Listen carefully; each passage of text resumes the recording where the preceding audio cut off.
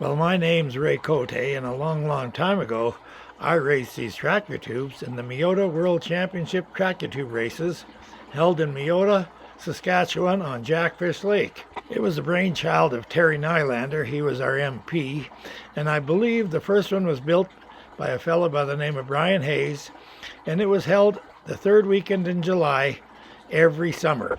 The Meota Lions put it on. They did a great job. They actually had a book of rules that you had to get. You were allowed one sheet of 3/4 inch plywood, two 2x4s, the necessary rope, glue, and screws to put the thing together, and the tube had to provide the flotation. And they had different classes. They had a 15 and under, 25 horsepower, and an open class, plus a novelty and sailing. Drew a lot of people. It got a lot of advertising. Now, they held it in conjunction with a slow pitch tournament, and it was one of the highlights of the summer back in those years.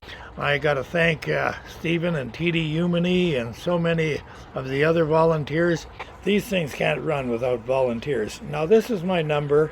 I used 162. It was retired from when I raced sanction racing and snowmobiles, and I just carried it over to the tractor tubes. Now, this is the unit I used for the first year. I didn't have a clue. This thing was just a joke, and we lost terrible. But I learned some stuff, and so the next year what I did is didn't want to rebuild it, so I ended up taking the tube and opening the mouth and stretching the tube right into that mouth, as you can see here. And when I ended up having something that looked like this. Now, Danny Fitch and Terry Tate won it the first year, and they had it really dialed in. And I learned from them watching and figuring things out, because remember, there's quite a few classes. There wasn't only the motorized class. They had a novelty, and they also had a sailing class, and you got points for them all, and that's how you won it all. So by entering all the competitions, I ended up winning it. It was really close. Ended up winning a 2 horsepower Mariner. Had a great time, and just wow, couldn't wait till the next year. And got a lot of publicity, a lot of newspaper clippings, pictures of the races here. But the next year, I lost miserably. Danny and Terry just blew the doors off us. And what do? That's racing. I had nothing but trouble. I rolled the machine, and just all different things were happening, just technical difficulties. One of those things. And what do? That's racing. And get ready for the next year. But the next year, Danny Fitch and Terry won it again. Oh my goodness, I had to really sharpen my pencil. And they were really moving. By now there's quite a few people involved, and so you didn't only have to beat Danny, you had to beat a lot of the other contestants, and it was getting pretty competitive. Now, their claim to fame was the novelty. They had this bicycle put on, and they would just smoke us. I was paddling mine in the novelty. They had that bicycle mounted on a tube, and they went like crazy. So I get smart. I put my windsurfer sail on my tractor tube. I put a dagger board and a rudder, and I sailed that thing all summer. It was so much fun. And I ended up putting a pedal and a gearbox and a prop on for the novelty class. Now, this is getting to be a big deal here, and there's a lot of publicity, prize money. So I'm ready. I've got the sail working good and everything, and there's a lot of publicity, and we go and we smoke. Now, that's Myron Jew. He was my neighbor. Him and I pedaling that thing. We just smoked him, and we won the sailing class, and we won the motorized class, and we won it again. And winning it was everything. Now I got another 2 horsepower Mariner, so I traded it in for a fish finder, and we win it again the following year. So we're doing really good. Running pretty much the same stuff that I had, but now there's getting to be a lot of competition. Joe Escarol, he was just flying, and he's doing good. You got to win a lot of races to win it. And this is a picture of his, very little video back in those days. This is Gary Scorgi. He was just cruising too. So I put a trim on mine, did a few paint jobs, and I ended up winning it again. But it's getting closer and closer and closer. And everybody's fast. And I'm getting publicity. This went all the way down to Vancouver. Canada, and but I got to get going faster if I'm going to win. So I built this old prototype. Put 150 horsepower tower power. It was all modified.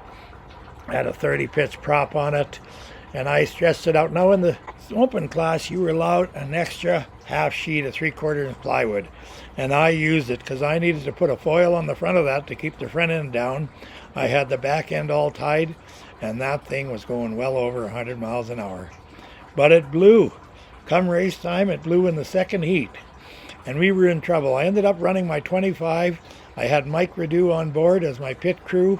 I had Sheldon and Brennan, my two boys, Dave Dutton, Darcy Simon, and Gene Bodig, and they did a heck of a job, and we won. But the next year I put this wing on the front of the little one, along with the power trim. It was just sailing. So with that power trim, you could see how we could take off. We were just out of the hole really fast, and then we could lift that motor up. It was a real game changer because when the water was rough, you could just streamline that thing and just ride on the waves like crazy. And you can see Brian McPherson was trying to keep up. He had so much speed, but without a power trim, he couldn't hold it in the waves. Now, we were lucky enough to have a good friend of mine, Hugh Frolic from Valley West Yamaha. The next year, he sponsored us, and we never looked back after that. With having a sponsorship from Yamaha, I ran a 150 on the big one. I used 2 gas tanks on the back to keep the back end down and that wind foil on the front. It was only doing roughly somewhere in that 70 to 80 miles an hour, but that was plenty fast enough for the machines that were out there. And brand new 15 horsepower, brand new 25. I had the sailing class dialed in. I had the novelty with that pedal set up in there. And Mike Redu and Myron Jew, they were good guys. They were pedaling beside us, and they were just giver, and we kept winning. Every year the grand champion was a total. They totaled all your points, and we were very lucky to win it. And out of the 10 years, we ended up winning it 6 times. Now, it was called the World Championship because it was the only one in the world, and how many people do you see riding a self-propelled tractor tube? But it was great. Great times. Again, I thank the Meota Lions. There was some really, really good racers back in those days. And I play a lot of the races. I got some footage here from a local TV station. But here's Sheldon. Now, Sheldon was just an amazing racer. He could dial that trim in and just trim it out when he'd tick off.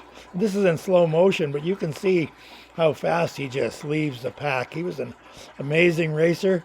By now he was old enough he could really handle these tubes, and with his help we were still winning and having a great old time and brought back some of the best memories of our life. Now, we did a lot of things. We'd enter in the parade, and this tractor tube I had there, I built, was an inboard, had a 400 cubic inch small block Chevy, all done to the nines. I had a Hayden V drive, 30 over, and a 22 pitch prop, but it only did 60 where the outboard Yamaha used to do 70 or 80. So I had just ran it for the 1 year. It was a great crowd pleaser, and ended up putting the engine back in my ski boat. Now, this is footage I got from a local TV station, and I'm just going to narrate. You can hear, I turned the volume way down. You can sometimes hear the motors and that sort of thing, but you can see how the big guy was cruising wide open with a 21 pitch. It was doing just under 80, which is very fast on the water, especially on when you're riding on a 1/8 of an inch of rubber, or maybe a little less.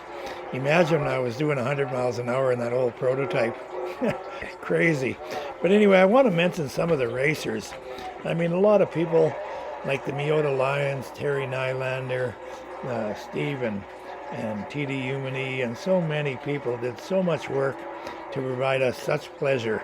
And some of the names that ring a bell were Randy Kendall, Gary Scorgi, Richard Fitch, Terry Tate, Dave Fuller, Brian McPherson, Danny Delabo, Don McCangus, Shane Dragonik, Trevor Thorpe, just to name a few. I know I've missed some of you guys, but that was the best time of my life back in those days. It was really the highlight of the summer for most of the guys, and we would end up taking our tubes and keeping running all summer, going them back and forth. And I sailed mine. I sailed the little guy all the time. Now, the big one, I would put a 90 horsepower on it for the summer and just cruise around and we replaced the tubes every year because they would checker and that sort of thing. And we had them also using the paint we did on them. It didn't affect the rubber right away because we used the flex agent, and so it would flex with the paint would flex with the rubber. We had the good times. I hope you enjoy these videos because they're the only ones in the world. And to go that fast on a tube, now every one of these guys is not going slow.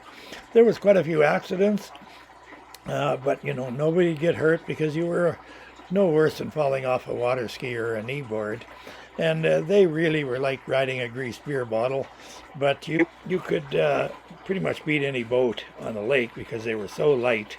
They would just fly, and then you didn't have to, when you hit a wave, it didn't throw you for a ride.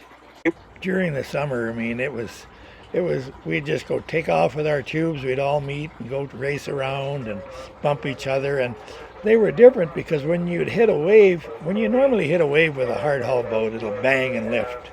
Where the tube would just absorb the wave, and it was smooth as heck, and we'd laugh, and you could bump each other.